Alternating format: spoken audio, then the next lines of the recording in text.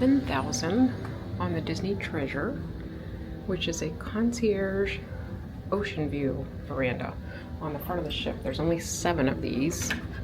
They're actually some of my favorite room types. They're very spacious. They are little, Finding Nemo themed here on the Treasure.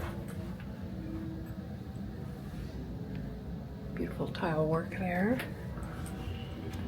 There's lots of storage space here.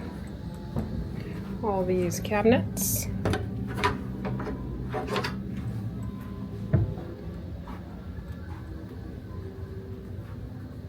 And this stateroom sleeps 5. There's a pull down there and a Murphy right there.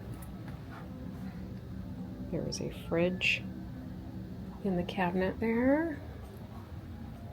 And you can see how much extra space there is down here. These 2 chairs.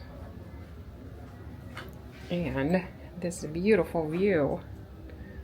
My favorite views from any stateroom, which is why I'm such a fan of these rooms.